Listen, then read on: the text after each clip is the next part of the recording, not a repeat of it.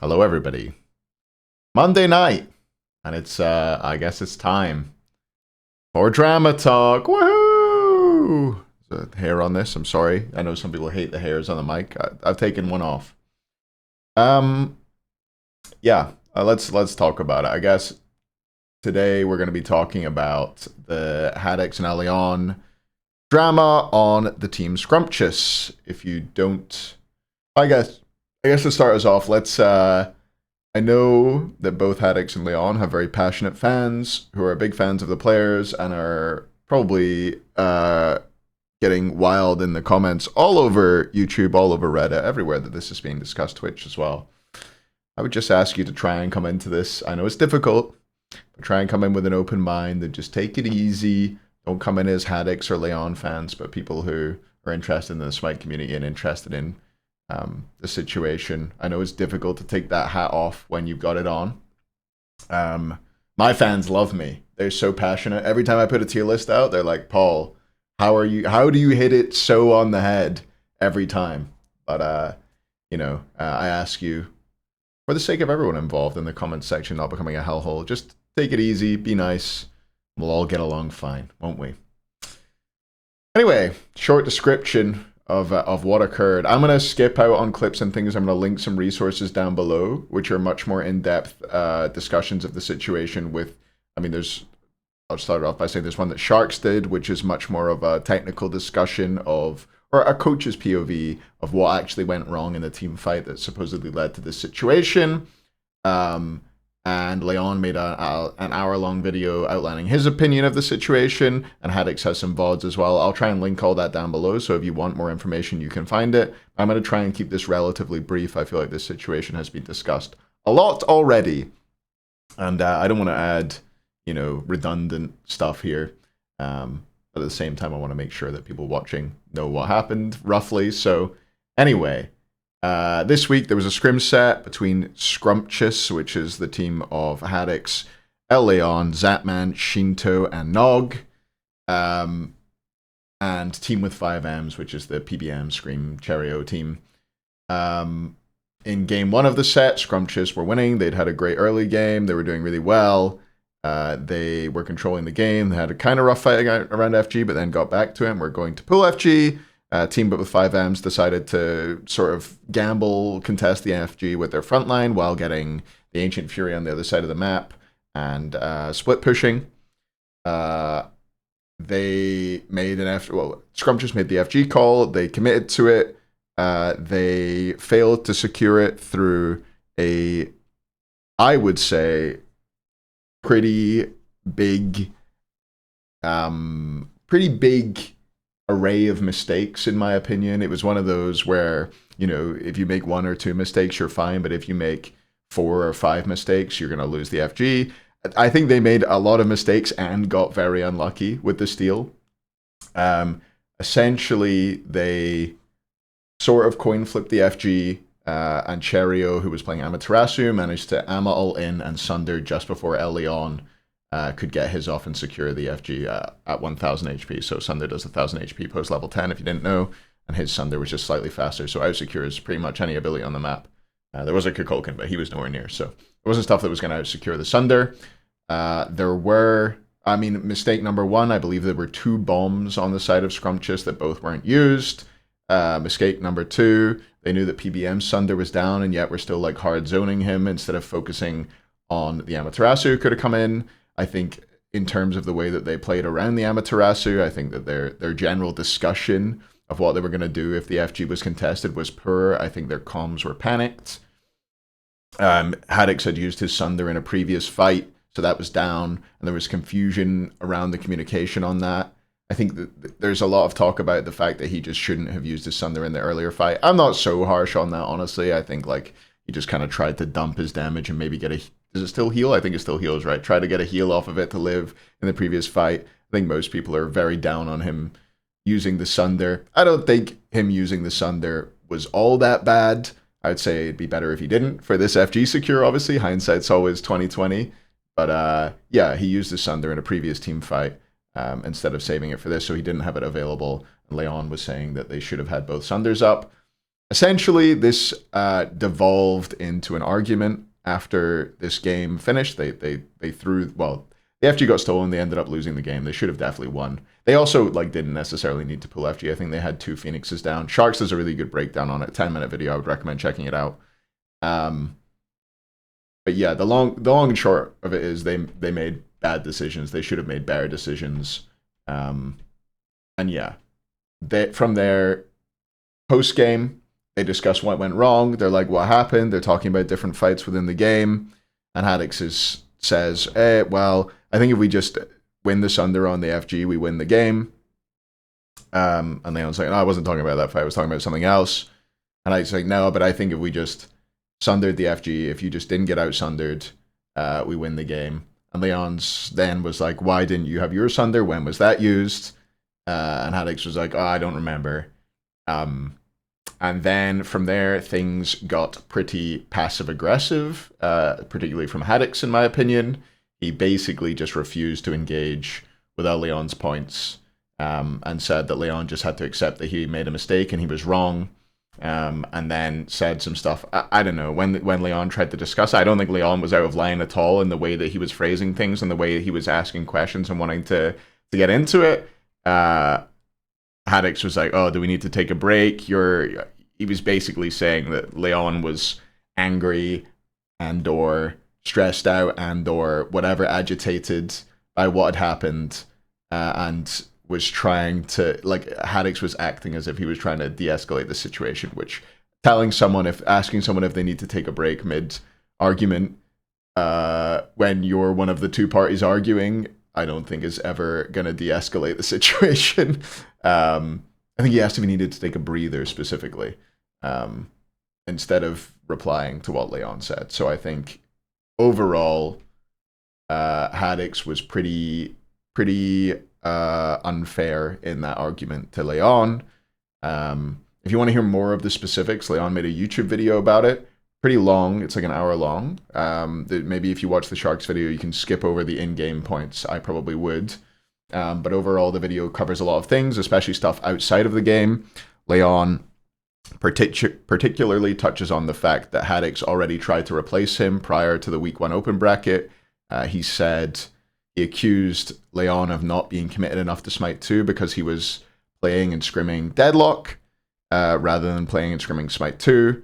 Leon said that he was still playing Smite 2 a fair bit, but was because matchmaking was so bad, he felt he wasn't getting much value out of ranked and was playing other things instead. Haddix then, this is after this scrim set sometime this week, I assume in the same evening, but I'm not certain, honestly, forced an ultimatum on the team, basically saying to the team, hey, it's Leon or it's me, it's not both of us. I don't want to team with him anymore. And then they made the decision to get rid of Leon and pick up Rongyu, which, for the team's perspective, makes a lot of sense. Rongyu is obviously a proven entity to these guys. Sheento and Zap have teamed with him before, so is Haddix. He's an SPL caliber player.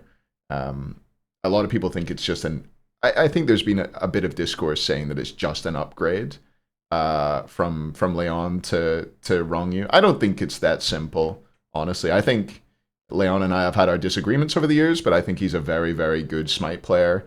He's a very, very good leader.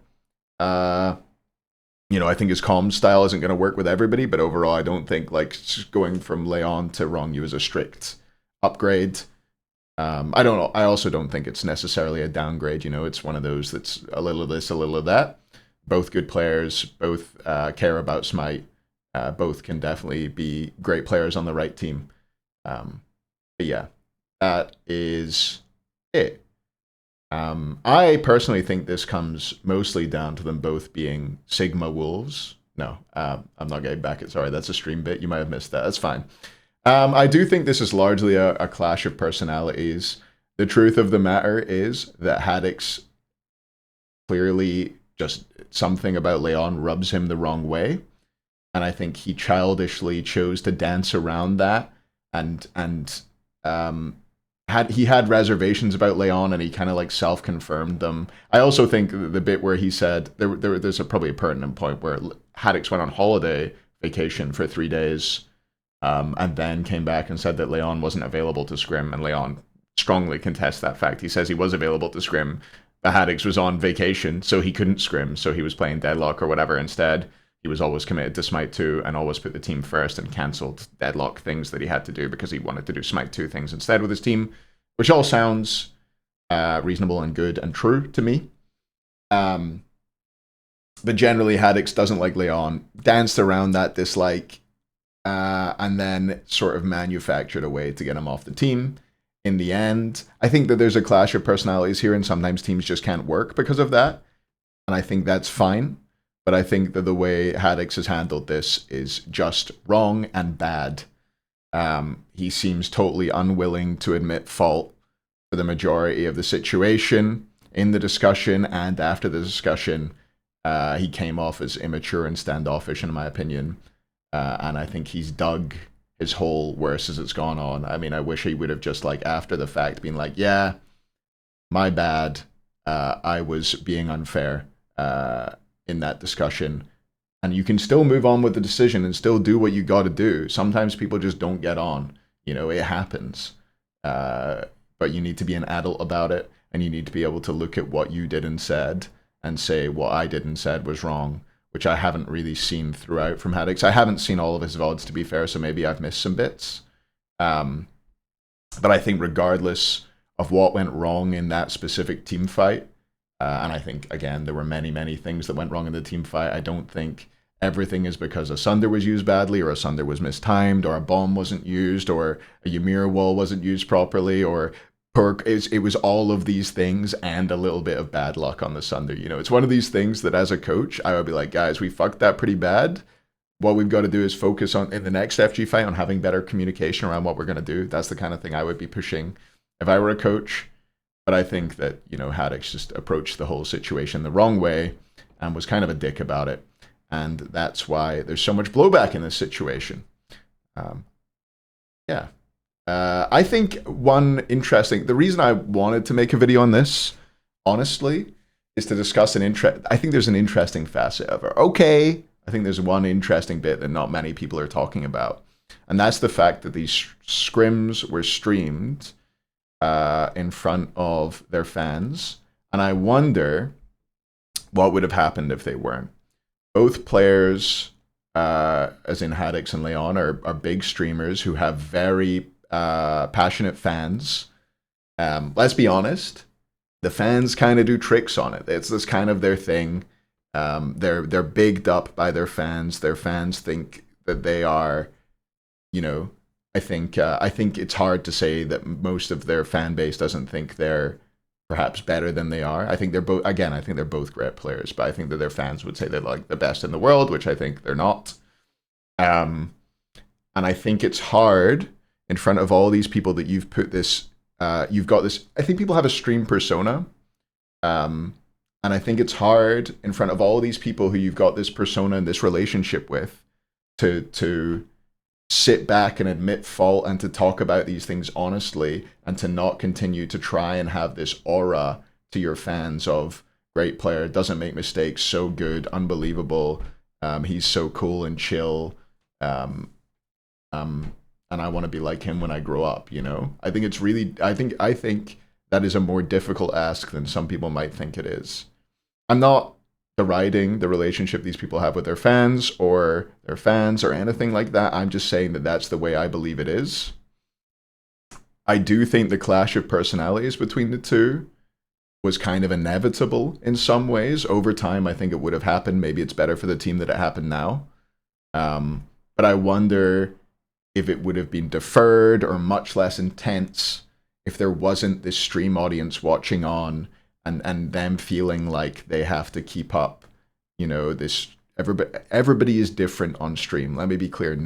I don't believe that anybody is the same person on stream as they are, you know, the other however many hours a day they're not streaming. For Salt, that's the 10 hours. He's awake on stream and he's asleep off stream. But no, for other people, I think there's a definite personality shift. I think people would be surprised about how relatively quiet I am in person compared to, you know, the way I am on stream, and other people are as well. At the end of the day, it's an entertainment product that you're producing. And although it's good to be genuine, it's also good to exaggerate bits of your personality that people find entertaining and enjoyable and funny. And in these cases, I think that the bits of their personality that ELLEON and Haddix exaggerate to their fans might have played into this argument being as bad as it was and as difficult to find a middle ground as it was. Although, in all honesty, I think ELLEON handled it pretty well. I think he was being pretty reasonable throughout and didn't really escalate things. I think the way he handled it was actually pretty mature and good, which is nice to see. I think ELLEON in particular, I mean Haddix in particular, maybe suffered from that. I don't know. I know that people have said on previous, I think Scream did a stream breakdown of this as well. He was just dry, I'm a farming man, but there was some good info in there. But I think that Scream mentioned in his stream that Haddix has a certain way of talking to people and a certain way of being, and he had to find a way to work around that when he teamed with him.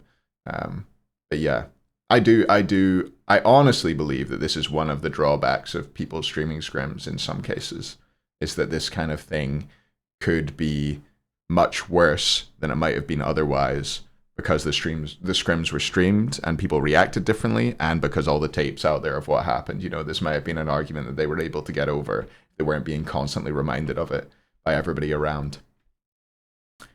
Yeah, I think that's going to be it from me. Pub quiz tonight, second place. Man, we were a point in the lead going into the last round, lost by 2. We had a couple answers we could have got. Man, former Soviet countries that end in IA. We totally forgot Armenia. Fucking Armenia, man. Nightmare. And we also had the Righteous Brothers for one of those songs in the music round. We had it written down. But we changed it to something else, the Eiley Brothers or something. But I did get Odell Beckham Jr. in the picture round. Surely you're all proud of me for getting Odell Beckham Jr. I had no idea what he looked like, but I knew he'd started with an O. So I was like, it's probably him. And it was. Bam! Thanks for watching, everybody. I'll see you again this weekend for more, hopefully drama-free Smite. We're going to be watching the kickoff of the Swiss stage, which I'm really excited to see how it goes. We got some good first-round matchups. I think there's one particular banger first-round. There's one in NA. I think Sino's team's playing against somebody good. If Sino's even playing, I know he was on the first team, but he was not playing in the open bracket too. And then I think in EU, there's a good matchup as well. Davies team versus someone. I need to check it, but there's some banger matchups I'm looking forward to. I'm looking forward to the format. I hope you are too. Hope you're having a great start to the week. I hope you're not overwhelmed by this drama, and I hope we're all able to keep it calm in the comments. Thanks for watching, everybody. I'll see you next time. Bye.